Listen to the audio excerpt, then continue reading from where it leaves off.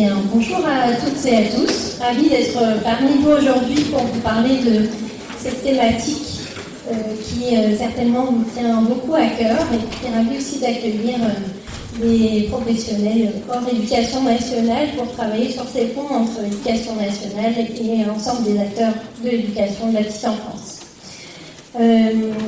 Alors, pourquoi on s'est mis à travailler autant sur la question du bien-être et des compétences psychosociales récemment ? Eh bien, c'est suite à un certain nombre de constats au niveau des enquêtes réalisées au niveau de la France, mais aussi au niveau international, qui ont mis en évidence un certain nombre de problématiques qu'on rencontre dans notre système scolaire et qui nécessitent de repenser certains aspects, de peut-être réaménager certaines dimensions et travailler effectivement aussi sur cet engagement dans la coéducation pour impliquer l'ensemble des partenaires de l'éducation, avec un défi finalement autour de la manière de trouver un équilibre entre l'instruction, donc la transmission de savoirs fondamentaux, et l'éducation qui concerne finalement l'éducation tout au long de la vie, donc le développement de compétences qui vont être utiles aux personnes dans les différentes situations de vie et tout au long de la vie. Aujourd'hui, on est à la fois concerné par la question du bien-être des élèves, mais aussi des personnels, étant donné que notamment les enseignants font partie des métiers les plus à risque de burn-out. Donc lorsqu'on parle du bien-être et des compétences psychosociales, c'est pas seulement pour aider le développement optimal des enfants, mais c'est aussi pour améliorer la question du bien-être et de la qualité des relations au niveau des professionnels. Suite à ces constats, plusieurs instances et dispositifs ont été proposés, notamment la création d'un groupe de travail spécifique au bien-être à l'école au niveau du Conseil scientifique de l'éducation nationale, la création, dont je fais partie, la création de l'Observatoire du bien-être à l'école que je coordonne et dont l'objectif est d'accompagner les académies, les établissements scolaires autour de ces questions, donc pour diffuser les outils, les pratiques validées par les recherches et co-construire des projets en fonction des besoins des territoires. Et avec Santé publique France, on a travaillé depuis un certain nombre d'années sur la question des compétences psychosociales qui a abouti à la rédaction d'un référentiel de compétences psychosociales que je vous présenterai plus en détail et que vous pourrez trouver en ligne. Et pour ces différents travaux, on s'est appuyé sur plus de 20 ans de recherche sur la question du bien-être à l'école, qui met en évidence que si on ne s'occupe pas de cette question du bien-être, finalement, on ralentit fortement les potentialités et à la fois au niveau du développement de l'enfant et de sa réussite scolaire. Alors, plus concrètement, pourquoi on s'est intéressé aux compétences psychosociales pour travailler sur cette question du bien-être et de la réussite scolaire? Parce que ce sont justement des compétences transversales qui vont être utiles dans les différents moments du quotidien de l'enfant, que ce soit dans les temps de récréation, dans les temps d'apprentissage, dans les temps d'interaction avec les élèves, avec les enseignants. Ces compétences ont été définies au départ par l'Organisation mondiale de la santé comme la capacité d'une personne à faire face aux exigences de la vie quotidienne et par la suite ont été définies un peu plus largement comme un ensemble de compétences, un ensemble d'outils qui vont permettre de s'adapter aux situations, de surmonter les obstacles tout en respectant les autres et en collaborant avec eux. Donc il y a vraiment cette dimension très importante qui est aussi au cœur des organisations de l'éducation nationale, avec ce travail sur notamment la question de l'empathie. Au niveau de Santé publique France et de l'Organisation mondiale de la santé, ces compétences psychosociales ont été organisées en 3 grandes catégories de manière à pouvoir mieux identifier comment on peut les développer dans le quotidien de la classe, mais aussi en dehors de la classe bien sûr. Donc à la fois des compétences d'ordre cognitive, d'ordre émotionnel et d'ordre social. Ces compétences, vous pouvez les retrouver en détail sur le site de Santé publique France, donc dans le référentiel de Santé publique France, avec donc des compétences cognitives telles que la capacité à avoir conscience de soi, conscience de ses ressources, de ses limites, de ses valeurs, la capacité d'autorégulation, donc la capacité à pouvoir fixer des buts et avancer en direction de ces buts étape par étape, donc pouvoir à la fois engager de l'effort et pouvoir faire diminuer les tendances à l'impulsivité voilà, la tendance à ne pas s'engager dans les apprentissages. Au niveau des compétences émotionnelles, il y a la capacité à la fois identifier ses propres émotions et celles d'autrui, la capacité à les réguler, qui est une dimension très importante, qui va être très utile pour les apprentissages, donc gestion des émotions, gestion du stress, en particulier bien sûr en lien avec les examens, mais aussi tout au long de la scolarité, puisque le simple fait de revenir de la cour de récréation peut nécessiter un temps de régulation des émotions. Si une interaction s'est mal passée, eh bien, si on n'a pas cette compétence, on peut passer 20 à 30 minutes à ruminer autour de cette situation plutôt que d'écouter ce qui est en train de se passer en cours. Au niveau des compétences sociales, c'est notamment la capacité à communiquer de manière efficace, donc la capacité à la fois s'affirmer, mais aussi à écouter l'autre, la capacité à coopérer, et la capacité à pouvoir demander de l'aide. Alors, vous pourrez aller voir plus en détail, bien sûr, toutes ces compétences, mais c'est pour que vous ayez une idée de tout ce qu'on peut développer dans le quotidien des enfants et des jeunes, avec des compétences qui sont bien sûr en interaction, c'est-à-dire qu'elles ont été catégorisées en 3 grandes catégories, plutôt, je dirais, d'un point de vue pédagogique, parce qu'en réalité, elles sont interreliées, elles sont toutes cognitives, parce qu'elles impliquent bien sûr le fonctionnement du cerveau. Donc c'est plus d'un point de vue pédagogique qu'on peut mieux se repérer, identifier d'abord qu'est-ce qui se passe à l'intérieur de soi, comment on peut gérer ses impulsivités, qu'est-ce qui se passe du côté des émotions et comment interagir de manière constructive. Lorsqu'on travaille sur les compétences émotionnelles, en fait, on peut choisir la porte d'entrée qui nous semble la plus adaptée par rapport au public accueilli, par rapport aux problématiques qu'on rencontre avec les enfants à ce moment-là. Donc vous pouvez choisir de commencer par des compétences émotionnelles ou par des cognitives, puisque en fait elles vont se nourrir mutuellement. Donc si vous commencez par développer par exemple des compétences émotionnelles, ça va permettre une meilleure régulation des émotions, ce qui aidera à mieux réguler aussi les relations, donc pouvoir communiquer de manière plus constructive, être plus à l'écoute. Donc, voilà, vous pouvez choisir, mais au niveau de Santé publique France, le choix qui a été fait pour le référentiel pratique qui va être publié au mois de juin, c'est plutôt de commencer par les compétences qu'on appelle cognitives pour pouvoir mieux aider la personne à prendre conscience de ce qui se passe à l'intérieur d'elle, donc conscience de ses forces, de ses ressources, puis mieux connaître les émotions et comment les réguler, puis développer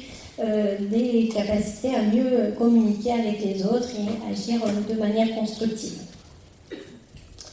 Pourquoi développer les compétences psychosociales à l'école et pourquoi un tel engagement aussi de la DGESCO, du ministère, dans le développement de ces compétences? Eh bien, puisqu'il y a plus de 20 ans de recherche aujourd'hui qui montrent l'efficacité des interventions qui développent ces compétences psychosociales en contexte scolaire, mais aussi en contexte extrascolaire, avec des méta-analyses, c'est-à-dire on rassemble en fait les données de toutes les recherches interventionnelles, avec notamment la dernière méta-analyse de 2023 qui porte sur plus de 570 000 élèves, 75 000 élèves même, avec des recherches menées dans plus de 50 pays. Donc vous voyez qu'il y a beaucoup de données aujourd'hui qui vont dans le même sens pour montrer que développer ces compétences permet d'améliorer la santé mentale, à la fois des élèves mais aussi des adultes, avec moins de problématiques affectives, moins de problèmes de comportement, une meilleure estime de soi, des niveaux plus élevés de bien-être. Ça permet de diminuer les risques, notamment d'addiction, les conduites à risque d'une manière générale, à la fois en termes de consommation de substances, en termes de violence, de situation de harcèlement. Et ça contribue également à une meilleure réussite éducative. Donc on l'observe à la fois au niveau des résultats scolaires, la diminution des risques d'échec scolaire, de meilleurs diplômes à la sortie, une meilleure insertion sociale et professionnelle. C'est aussi la raison pour laquelle on travaille sur ces compétences, y compris à l'université. Donc vous voyez que ça part de la maternelle, voire de la crèche, on travaille avec les crèches aussi, et on va jusqu'à l'université. Et ça permet bien sûr d'améliorer le vivre ensemble, donc la qualité des relations, à la fois avec les pairs, les groupes de pairs, mais aussi avec les enseignants. Et ça se répercute sur le milieu familial, ce qui permet aussi, par ailleurs, de lutter contre les inégalités sociales, puisque les compétences psychosociales étant un facteur de réussite scolaire, et sachant que dans les environnements où il y a plus de facteurs de vulnérabilité, ces compétences sont moins développées. Donc le fait de travailler sur ces compétences à la fois en milieu scolaire et dans tous les lieux où les enfants sont accueillis permet de diminuer ces inégalités sociales et de favoriser la réussite de tous. Ce qui a été mis en évidence dans ces méta-analyses, il faut quand même avoir conscience que c'est des programmes où on passe beaucoup d'heures à développer les compétences psychosociales, ce qui aujourd'hui n'est pas encore tellement le cas, notamment parce que les enseignants en formation initiale ne sont pas encore formés à développer ces compétences et ça ne fait pas encore partie des programmes, mais ça va arriver. Donc, la majorité de ces études qui donnent ces résultats importants portent sur des programmes d'une durée en moyenne de 40 séances d'1 heure. Donc voilà, ça nécessite effectivement de prendre du temps pour développer ces compétences. L'option qui a été adoptée depuis un certain nombre d'années, parce que moi je travaille depuis plus de 20 ans sur ces questions avec les enseignants notamment,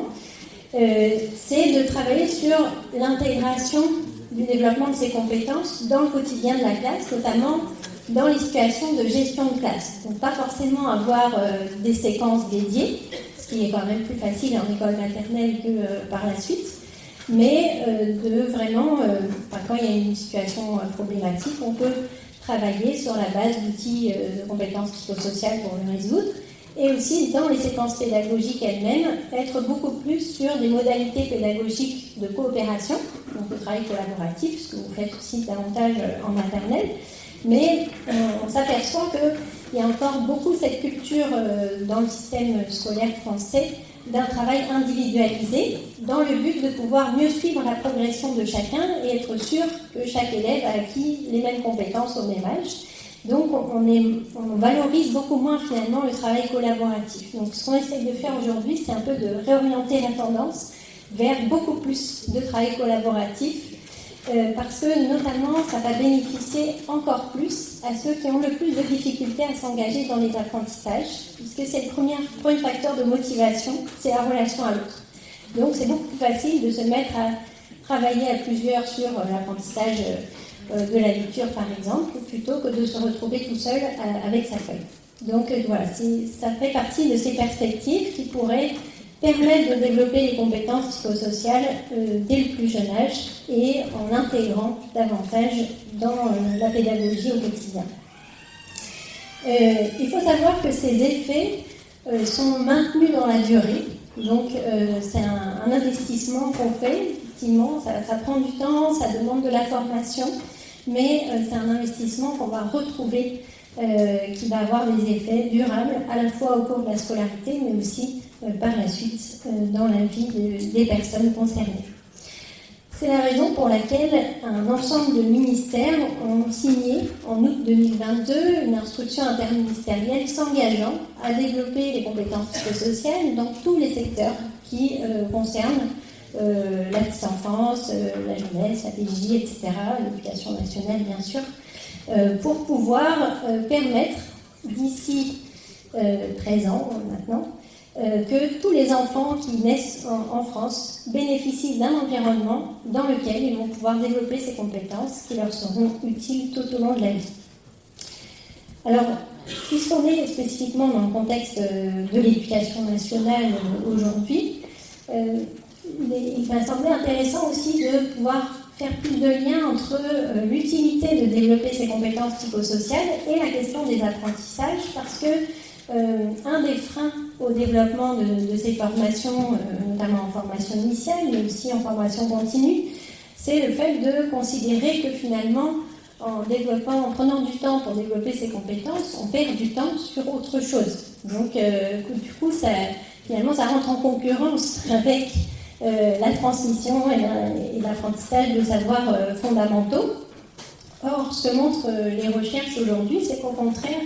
c'est un temps qui va ensuite permettre d'améliorer la qualité des apprentissages. Et en particulier quand on commence dès la maternelle, d'où l'objectif de la présentation d'aujourd'hui. Ce que montrent les recherches, c'est notamment que ces compétences vont permettre de favoriser l'entrée dans ce qu'on appelle l'entrée dans les apprentissages, c'est-à-dire lire, écrire, compter, donc le démarrage de ces apprentissages fondamentaux à l'école entre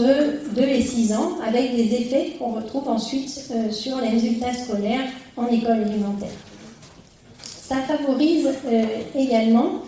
la capacité à finalement mieux se concentrer sur les apprentissages. Donc, lorsqu'on parle d'engagement, c'est orienter l'attention et maintenir l'attention, les efforts, la persévérance dans les apprentissages malgré des difficultés qu'on peut rencontrer. À ce titre d'ailleurs, puisqu'on a déposé ici les livrets du programme Emotimat, il y a une expérimentation qui a été faite avec Édouard Jantaz de l'Université de Genève sur l'académie ici, au niveau de ce programme en école maternelle sur le développement des compétences émotionnelles qui montre effectivement des résultats bénéfiques sur les apprentissages. Au niveau spécifiquement des compétences cognitives, ça va notamment permettre de développer une meilleure autorégulation dans les apprentissages, c'est-à-dire la capacité d'identifier ses compétences, de fixer des buts, d'avancer en direction de ces buts étape par étape, et aussi d'identifier, après avoir réalisé une tâche, d'être capable de s'auto-évaluer sur ses capacités ou les besoins complémentaires. Au niveau des compétences sociales,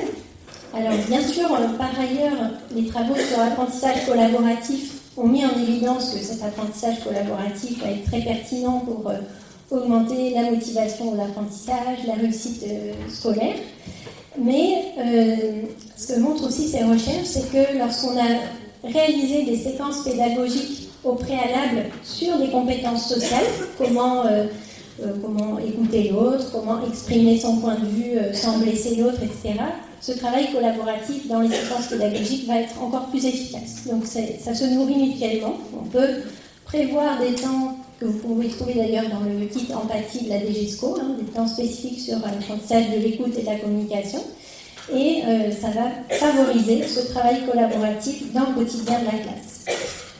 De plus, ce qui a été mis en évidence, c'est que lorsqu'on propose ce type de travail collaboratif, ça va favoriser la dimension d'inclusion scolaire. Et ça, c'est aussi une dimension qui peut vous intéresser spécifiquement sur les écoles maternelles et puis tout au long de la scolarité. Lorsque on travaille sur les compétences psychosociales,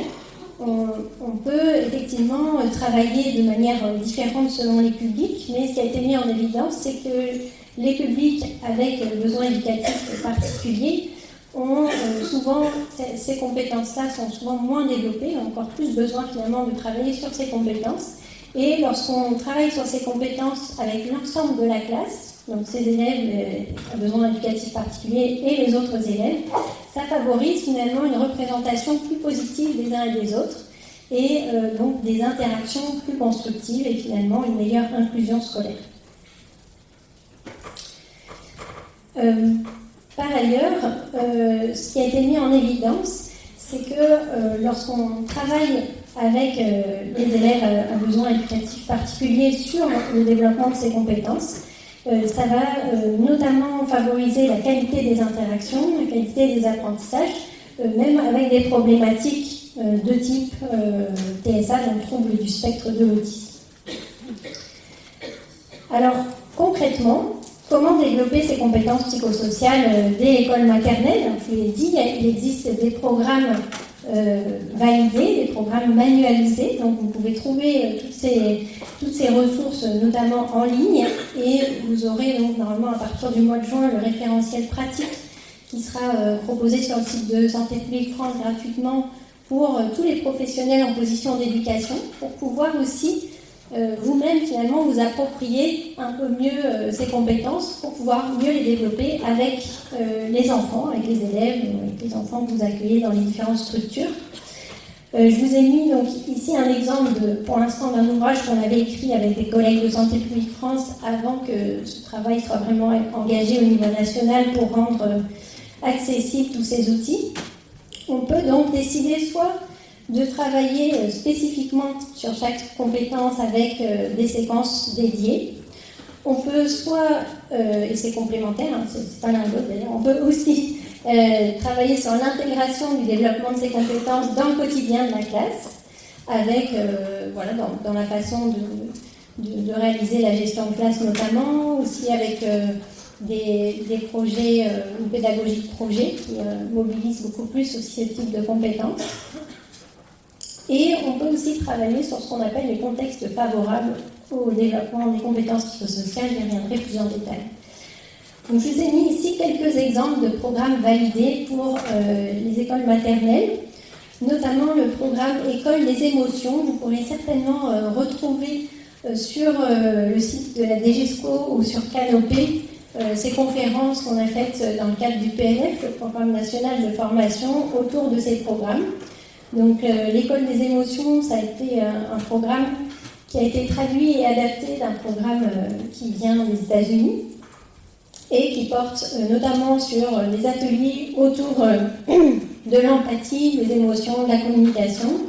des ateliers autour du bien-être avec différentes fiches pratiques et des ateliers autour de l'échange, autour de l'écoute et de l'accueil des différentes émotions. Donc c'est une expérimentation qui a été menée en France au niveau de l'Académie de Créteil avec des résultats bénéfiques autour de la réduction des problèmes émotionnels, des problèmes comportementaux, des problèmes relationnels, comparativement à un groupe contrôle de la même académie qui n'avait pas encore bénéficié de cette formation, avec une augmentation des comportements prosociaux, donc comportements altruistes, une amélioration de la qualité de la relation à l'enseignant et une réduction donc, des conflits par rapport entre élèves et enseignants. Quelques principes clés par rapport à ce type de programme. Ça nécessite effectivement un engagement régulier dans le temps et c'est une chance, je dirais, au niveau des écoles maternelles de pouvoir vraiment finalement construire un projet autour du développement de ces compétences tout au long de l'année avec ce qu'on appelle des programmes manualisés. Vous avez beaucoup de séquences, c'est ce que vous retrouvez notamment dans le kit empathie de la DGESCO. Vous pouvez choisir ce qui vous correspond le mieux, ce qui est le plus utile pour vos élèves cette année-là. Donc il y a à la fois des outils accessibles, mais aussi cette liberté pédagogique finalement qui est vraiment importante pour que vous puissiez aussi créer vos propres outils qui seraient peut-être plus appropriés encore. D'autres éléments qui peuvent être importants, c'est vraiment de tenir compte de l'importance de la dimension ludique. Alors souvent en école maternelle, vous êtes plus sensibilisés à ces questions par rapport aux formations qu'on peut donner dans le secondaire. Un autre programme qui peut aussi vous intéresser, il n'est pas forcément encore très développé sur l'Académie de Grenoble, mais il a été recommandé par la DGESCO, donc c'est pour ça que je vous en parle, que vous ayez aussi connaissance de ce programme. C'est un programme qui vient du Danemark au départ, qui s'appelle Free for Mothering, qui a été évalué dans le cadre de plusieurs recherches, et qui implique finalement toute la communauté éducative. C'est aussi pour ça que je voulais vous en parler, parce que finalement ça ne concerne pas que les enseignants, mais ça concerne aussi vraiment tout un travail sur le climat scolaire, donc l'engagement de l'ensemble des équipes de l'établissement, mais aussi hors établissement. Donc c'est un travail qu'on peut faire avec les équipes du périscolaire, autour de valeurs clés comme la tolérance, le respect, la bienveillance, le courage, à travers là aussi une mallette avec beaucoup d'outils différents. Donc là aussi on ne vous dit pas ce qu'il faut faire, quand il faut le faire, etc. C'est plutôt une proposition avec une mallette d'outils et à vous ensuite de réfléchir en équipe pluriprofessionnelle autour de la manière dont vous souhaitez finalement travailler sur le climat scolaire, le bien-être et le développement de ces compétences. Alors, le désavantage, on va dire, de ce programme, c'est qu'il nécessite une formation qui est payante, pour l'instant qui est portée par la Ligue de l'enseignement. C'est du coup aussi pour ça qu'avec la DGESCO, il a été décidé de faire un kit qui soit vraiment libre accès, et de même avec Santé publique France de faire ce référentiel pratique en libre accès. Alors, lorsqu'on parle de programmes validés, donc ceux qui ont été identifiés dans ces méta-analyses qui apportent des effets bénéfiques sur le développement de l'enfant et la réussite scolaire, c'est des programmes effectivement manualisés avec des séquences pédagogiques reproductibles et avec une évaluation qui a été faite par au moins 2 équipes de recherche indépendantes pour montrer l'efficacité et l'efficacité dans la durée. Donc on a accès à un certain nombre de programmes validés en maternelle, donc je vous en ai cité quelques-uns. Vous pouvez aussi aller voir sur le site de Santé publique France pour d'autres idées. Et en parallèle, il y a des outils mis en libre accès qui ne sont pas des programmes validés, mais qui sont simplement des propositions dont que vous pouvez vous approprier à votre manière. Alors, quel est l'avantage de l'un ou de l'autre? Il y a des avantages et des inconvénients dans l'un et dans l'autre, donc on encourage plutôt à faire un peu des deux. C'est-à-dire, si vous-même vous n'êtes pas encore formé à des programmes spécifiques validés, vous pouvez aussi collaborer avec d'autres partenaires de l'éducation, de la promotion de la santé qui peuvent être formés, notamment les IREPS sont là pour ça aussi, sont des ressources pour ça, donc les instances régionales de promotion de la santé. Mais voilà, je vous ai mis un petit tableau pour que vous ayez en tête les avantages et les inconvénients. Lorsqu'on crée soi-même un parcours, eh bien, on a cette possibilité d'être plus créatif, de l'adapter au mieux à son public, d'avoir moins de lassitude aussi, parce que faire le même programme chaque année, ben, c'est certainement un peu ennuyeux. Par contre, on est moins sûr de l'efficacité. Et le risque potentiel, c'est un risque de saupoudrage. Alors, ce qui est moins le cas en maternelle, parce que vous avez quand même la possibilité de vous engager fortement sur le développement de ces compétences tout au long de l'année. Alors que quand on travaille plus avec les collèges ou les lycées, ben oui, le risque c'est qu'ils fassent 1 heure sur les compétences émotionnelles et puis 1 heure sur les compétences sociales, mais en fait on n'aura pas du tout d'effet. Donc ça nécessite vraiment, il vaut mieux, disons, choisir moins de compétences mais passer du temps dessus pour vraiment développer cette compétence que de faire du saupoudrage. Donc c'est cet équilibre qui est intéressant à trouver, c'est-à-dire à la fois c'est certainement satisfaisant de se dire je coche la case de toutes les compétences cette année, et en même temps si on a fait qu'1 heure de chaque, imaginez vous faites 1 heure sur la régulation des émotions, vous imaginez bien que c'est une compétence en fait qui va nécessiter vraiment beaucoup plus d'heures avec différentes techniques de respiration, de concentration, etc. Donc effectivement c'est plutôt en faisant par exemple 5 minutes par jour tout au long de l'année qu'on va développer cette compétence qu'en faisant 2 fois 1 heure. Donc c'est là où on peut s'inspirer en tout cas de programmes validés pour avoir une meilleure idée de l'effet dose. Combien il nous faudrait de séances sur telle pratique ou bien sur quelle durée il faudrait qu'on propose ça avec nos classes de maternelle. Les avantages et désavantages des programmes validés. Alors l'avantage, c'est que vous avez déjà le manuel avec tout dedans. Ça vous propose un séquençage avec un déroulé. Il y a aussi une cohérence possible d'une année sur l'autre, c'est-à-dire que si c'est un programme qui est prévu sur plusieurs années, vous savez que les enseignants de petite section ont déjà fait telle séquence, donc vous allez faire la suite. Donc c'est aussi plus facile pour se coordonner, mais le travail collaboratif au sein des équipes permet aussi de se coordonner sans avoir besoin d'un manuel. Et puis les désavantages, eh bien, c'est justement cette question de l'accessibilité. Parfois, ce sont des programmes qui nécessitent des formations coûteuses, qui ne sont pas dispensées directement par l'éducation nationale. Donc ça, c'est vraiment un frein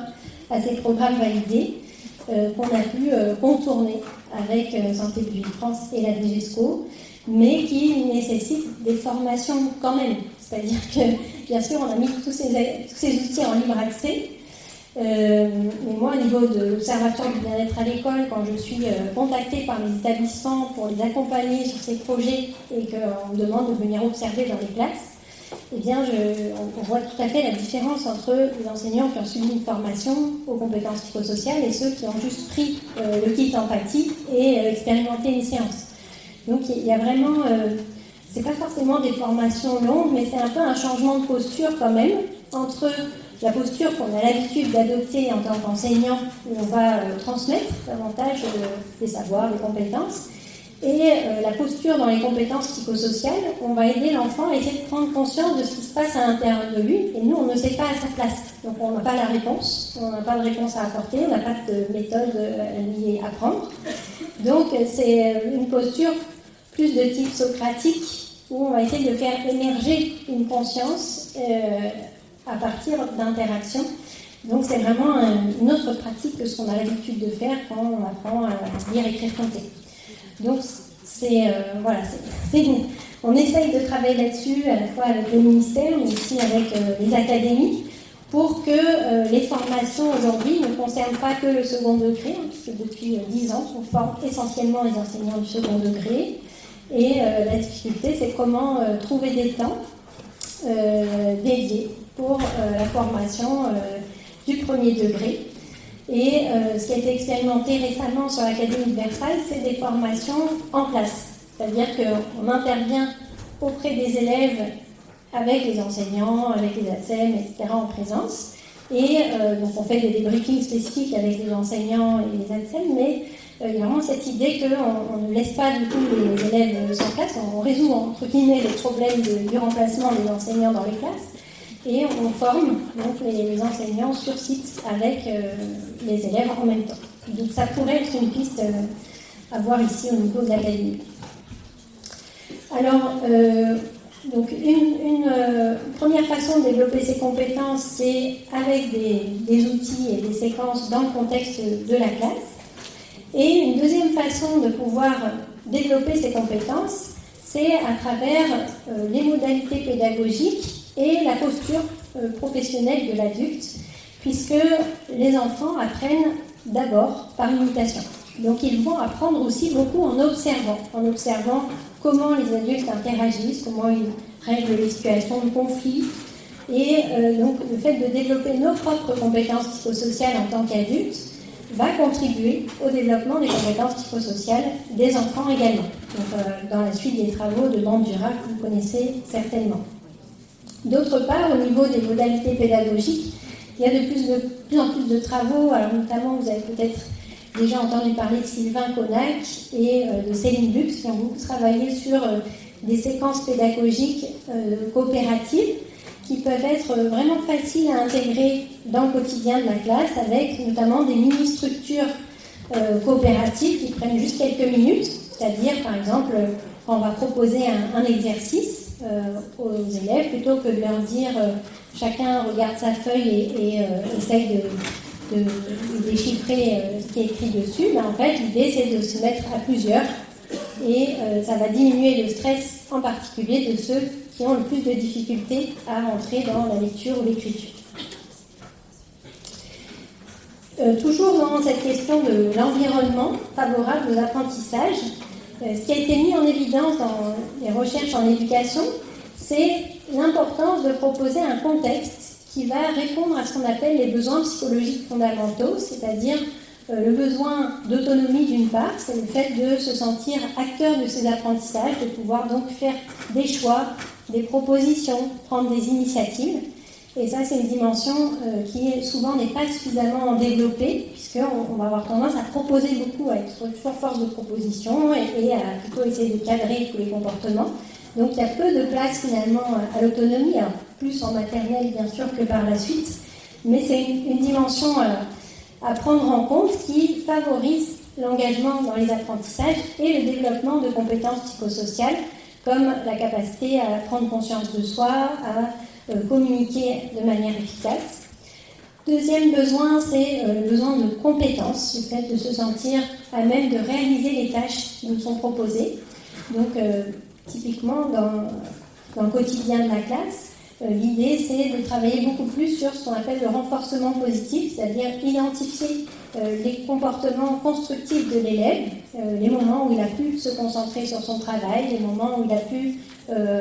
passer du temps à côté de son voisin sans le bousculer, etc. Alors que nous, en tant qu'adultes en position d'éducation, on a plutôt tendance à faire l'inverse, c'est-à-dire dès qu'il y a un problème, on va intervenir. Mais quand il n'y a pas un problème, on se dit tout va bien, donc il n'y a pas besoin d'intervenir. Donc en fait, on n'est pas tellement formé à augmenter ce sentiment de compétence. On va plutôt avoir tendance à le diminuer dans la manière dont on fait les feedbacks. C'est-à-dire que quand, par exemple, un élève nous montre sa feuille où il a réalisé ses exercices, eh bien, on va plutôt se concentrer sur la partie qu'il n'a pas réussi, puisqu'on va essayer de l'aider à mieux réussir cette partie.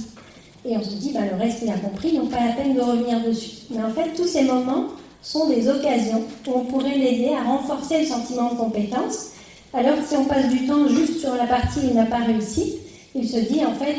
je suis nul à l'école, et il n'y arrive pas, et donc il va faire moins d'efforts par la suite. Et il va aussi, du coup, avoir plus de problèmes de comportement dans le quotidien de la classe. Troisième besoin, c'est le sentiment de proximité sociale. Donc c'est le fait de se sentir accepté tel que l'on est, de se sentir pris en compte en tant que personne,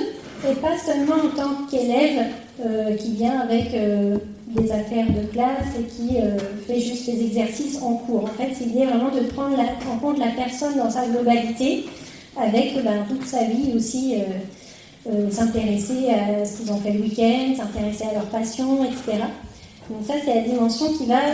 beaucoup jouer sur la motivation scolaire et qui va aussi jouer sur le développement des compétences psychosociales, la capacité à mieux se connaître, mieux se comprendre, communiquer de manière constructive. Donc lorsqu'on parle de travailler sur des contextes favorables au développement des compétences psychosociales et aux apprentissages, on fait référence à ces trois besoins qui ont été définis par Dossi et Ryan il y a plus de 40 ans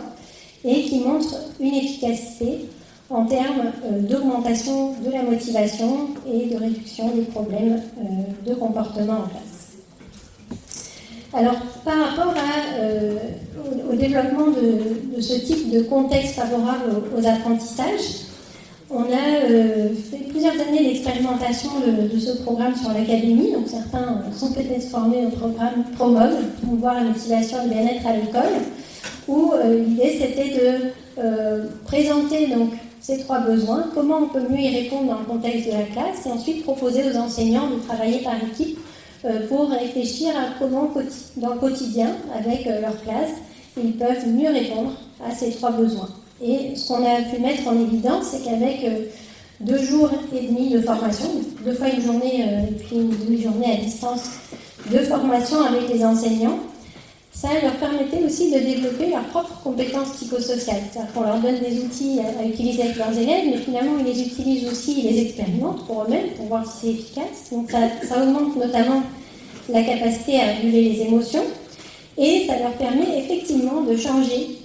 cette posture professionnelle pour mieux répondre aux 3 besoins psychologiques fondamentaux, donc autonomie, compétence et proximité sociale. Et puis, ce qu'on voulait vérifier, parce que je vous ai dit qu'on était très attentifs aujourd'hui à la question du bien-être des professionnels, c'était de vérifier que ça ne les mettait pas en difficulté. Parce que là, on vous dit, tenez, voilà, il y a un kit empathie, vous n'avez qu'à. Mais c'est pas si simple, et en fait, ça peut aussi être une grande source de stress, une pression supplémentaire qu'on met sur les épaules des professionnels, pas suffisamment formés souvent. Donc là, on voulait voir si, à travers une formation, même si elle est courte, les enseignants sont suffisamment à l'aise finalement pour expérimenter ce changement de gestion de classe, de posture professionnelle dans le quotidien de la classe. Et ce qu'on observe, c'est que donc, par rapport au groupe contrôle qui n'avait pas encore suivi la formation, qui est en bleu, le groupe expérimental en rouge augmente aussi leur propre motivation au travail, leur engagement au travail, leur satisfaction au travail. Donc c'est à la fois bénéfique pour les élèves, mais aussi pour les professionnels, de travailler sur ces compétences psychosociales et ce changement dans la gestion de classe. Et au niveau des élèves, les élèves perçoivent ce changement, même si c'était sur une courte durée, c'était sur 2 mois à peu près, donc bien sûr, si on avait mesuré à distance, on aurait certainement plus d'effets, mais les élèves perçoivent quand même de manière significative cette différence. Et par contre, on n'a pas d'effet, là vous voyez le NS c'est non significatif, au niveau de la régulation des émotions des élèves. C'est-à-dire que pour arriver à développer vraiment des compétences psychosociales des élèves, telles que la régulation des émotions, là il faut intégrer des outils, leur donner des outils de respiration, d'attention, etc.,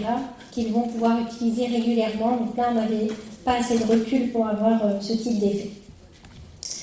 En résumé, qu'est-ce qu'on peut faire concrètement pour développer des actions en direction des compétences psychosociales et du bien-être à l'école maternelle? Bien, premier point, c'est vraiment réfléchir à comment développer les compétences psychosociales de tous les adultes en position d'éducation. Moi, je travaille beaucoup ici dans le soutien à la parentalité, donc on travaille aussi là-dessus avec les parents, avec les professionnels de la petite enfance, du périscolaire et les professionnels de l'éducation nationale.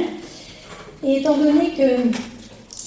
les formations souvent qu'on peut dispenser sont assez courtes, c'est assez compliqué finalement de développer nos propres compétences psychosociales avec des 2 jours et demi de formation. Et ça repose aussi uniquement sur la motivation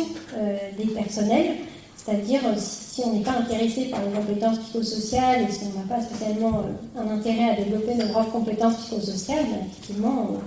on ne peut pas vraiment avancer sur ces questions-là. Mais pour pouvoir mieux accompagner les personnes qui souhaitent avancer dans cette direction, on est en train de travailler avec Santé publique France à la mise en ligne d'outils, donc en format e-learning pour les adultes en position d'éducation, qui sera gratuit bien sûr, où vous pouvez du coup choisir telle ou telle compétence que vous auriez envie de développer plus pour mieux saisir finalement les enjeux, les bénéfices, et après pouvoir effectivement utiliser ce type d'outils dans vos classes. Deuxième aspect, c'est ne pas oublier que développer les compétences psychosociales, c'est pas juste des séquences pédagogiques, c'est finalement un travail sur le climat de classe, sur le climat scolaire, donc sur la gestion des comportements. Donc voilà, c'est ce qu'on appelle le développement des compétences psychosociales de manière informelle, dans le quotidien de la gestion de classe, de la récréation, des projets au sein de l'établissement. Lorsqu'on travaille sur ce type de compétences, vraiment, il y a une nécessité d'avoir recours à une pédagogie active et expérientielle. On ne peut pas juste expliquer ce que c'est la compétence et espérer que les enfants comprennent et s'en saisissent. C'est vraiment que de la pratique, finalement. Il y a très peu de théorie qu'on peut transmettre sur ces questions. À part un peu plus tard, effectivement, si on travaille sur la gestion du stress et des émotions, avec les adolescents, on va travailler sur les circuits neuronaux, etc. Ça les intéresse, mais effectivement, chez les enfants plus jeunes, on va être essentiellement sur de la pratique. Et puis, lorsqu'on propose des séquences dédiées, toujours expliciter le nombre de ces compétences, comment on peut remobiliser cette compétence dans d'autres contextes pour favoriser la dimension transversale de l'utilisation de ces compétences. Ce qu'on observe aussi beaucoup, c'est étant donné que le développement de ces compétences repose fortement sur la motivation des professionnels, c'est que parfois il y a des enseignants ou des professionnels des autres secteurs qui s'engagent dans cette démarche, mais qui se sentent un peu isolés parce que tout l'établissement n'est pas vraiment engagé. Donc, un de nos objectifs, c'est aussi de toucher davantage les chefs d'établissement, les directeurs d'école, directrices d'école, pour que les enseignants qui s'engagent dans ces démarches soient davantage soutenus, à la fois par l'inspection, par les CPC, par les responsables d'établissement, par l'école, pour que vraiment cette dynamique soit soutenue et ne soit pas un poids pour les professionnels engagés. Donc, en résumé, aujourd'hui, on a un certain nombre d'interventions efficaces pour développer les compétences psychosociales, le bien-être, le climat scolaire, la réussite scolaire. On est bien conscient que l'enjeu clé maintenant, puisque tous ces outils sont quasiment en libre accès, c'est la question de la formation. Donc une formation approfondie et expérientielle pour les professionnels en position d'éducation dans tous les secteurs, avec une importance à accorder à ce qu'on appelle les besoins psychologiques fondamentaux, donc l'autonomie, compétences, proximité sociale, à tous les niveaux. C'est-à-dire pas seulement pour les élèves, mais aussi pour les professionnels,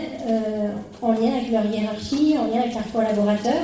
sachant que la première cause de burn-out chez les enseignants, ce n'est pas les élèves, c'est les collègues. Donc aujourd'hui, la question,